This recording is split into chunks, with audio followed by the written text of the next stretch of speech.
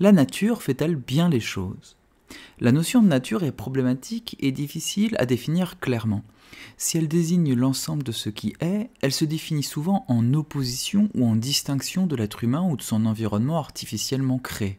Je rappelle que artificiel signifie fait par la main humaine. Ainsi, la nature est une totalité problématique puisqu'elle semble bien désigner l'ensemble de ce qui est et donc être synonyme de réel. Mais, en même temps, elle est comprise comme totalité distincte de l'être humain. Elle est ce qui n'est pas l'humain. En même temps, la notion de nature peut aussi désigner l'essence d'une chose, ses caractéristiques essentielles, fondamentales, et même le principe de développement d'un être, ce vers quoi il tend temporellement. Comprise comme totalité, l'idée que la nature serait harmonieuse et bien faite apparaît dès lors que nous semblons constater autour de nous la manifestation d'une téléologie naturelle, c'est-à-dire d'une finalité inscrite dans la nature même des choses. Ainsi, un écosystème apparaît par exemple parfaitement bien disposé, au sens où les éléments qui le composent semblent fonctionner parfaitement ensemble et selon des lois et des ordres qui ne déraillent jamais. L'existence même de l'univers comme totalité et la relation entre les lois qui régissent cet univers peut donner le sentiment que la totalité de ce qui existe selon un ordre caché, sous-jacent, et nous faire penser que la nature fait effectivement bien les choses.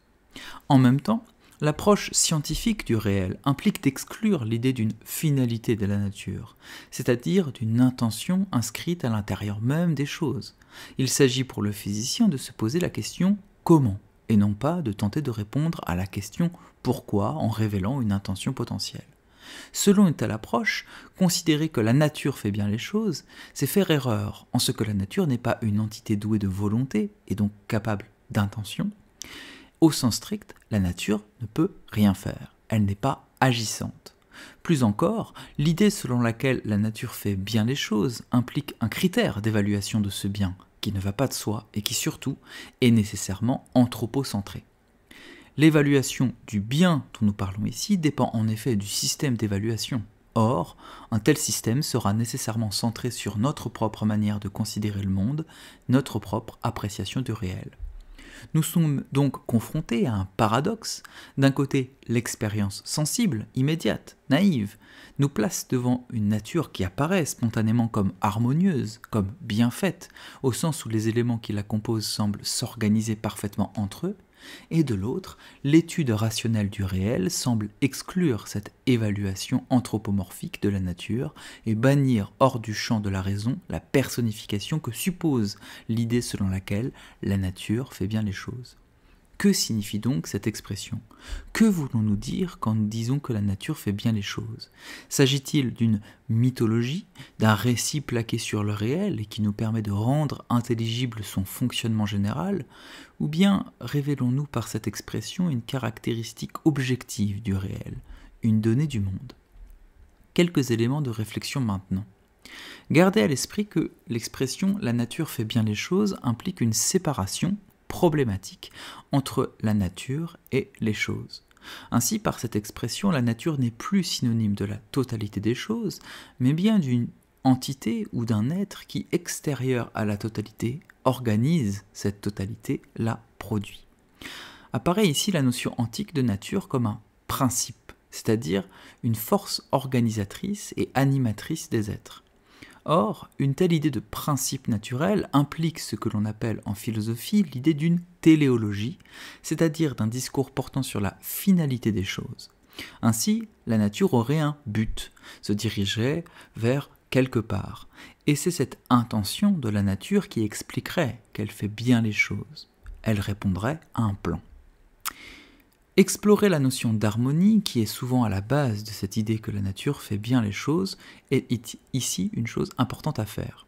L'harmonie, entendue, je cite, comme la qualité d'un ensemble qui résulte de l'accord de ses parties ou de ses éléments et de leur adaptation à une fin, justifie souvent l'idée d'une intention de la nature à produire cette harmonie. On peut ici renvoyer à l'argument téléologique de l'existence de Dieu.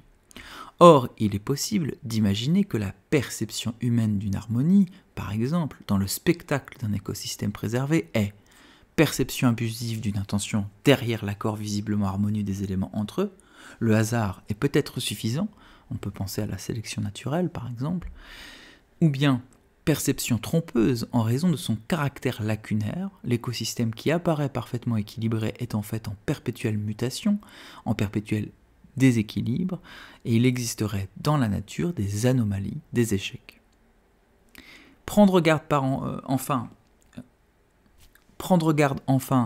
du recours à la notion de Dieu, deux grandes possibilités, ou bien on dit que la nature fait bien les choses implique l'existence d'un Dieu ordonnateur, l'expression désignerait en fait l'intention divine, le dessein caché dans la nature, mais alors Dieu n'est pas la nature, et ce n'est donc pas la nature qui fait bien les choses, mais Dieu lui-même.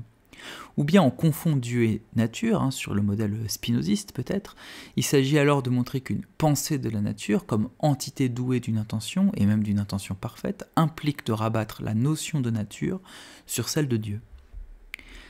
Quelques références possibles. On peut penser à Leibniz avec la référence du meilleur des mondes et la théodicée. L'idée de Leibniz est de montrer que la nature est bien faite et même ne pourrait pas avoir été mieux faite en raison du caractère suprêmement bon de Dieu qui crée la nature. Ici, la référence qui pourrait être utilisée pour rendre compte du fait que dire de la nature qu'elle fait bien les choses est différent de dire qu'elle a été bien faite.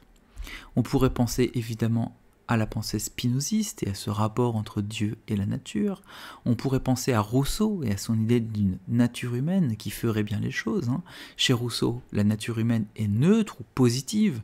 Cela signifie que pour lui, l'être humain est spontanément guidé vers la vertu et il condamne la société qui est mal organisée comme une société corruptrice de cette tension naturelle vers le bien. Ainsi, une pédagogie adaptée serait une pédagogie qui guiderait l'enfant vers le déploiement de sa propre nature. On pourrait penser à la philosophie épicurienne qui voit en la nature et la connaissance de la nature la manière la plus adéquate de se diriger vers le bonheur. Ainsi, les plaisirs katastématiques, c'est-à-dire en repos, faciles d'accès, sont des plaisirs qui s'ancrent dans le rapport à sa nature et non pas dans la tension vers des désirs artificiellement produits par la société. On pourrait penser à Darwin et au rapport au hasard, l'idée que finalement il n'y a pas besoin d'imaginer une intention cachée pour rendre compte de l'apparente harmonie des êtres vivants, mais simplement d'un processus hasardeux projeté sur un temps assez long. Et on pourrait enfin opposer la notion de nature fait bien les choses à la technicisation du monde. Ainsi, le monde aurait été rendu habitable pour l'être humain par l'artificialisation de ce même monde, ce qui témoignerait du fait qu'à la base, la nature n'aurait pas bien fait les choses pour y exister. Voilà quelques propositions très rapides, encore une fois, pour problématiser le sujet. La nature fait-elle bien les choses ?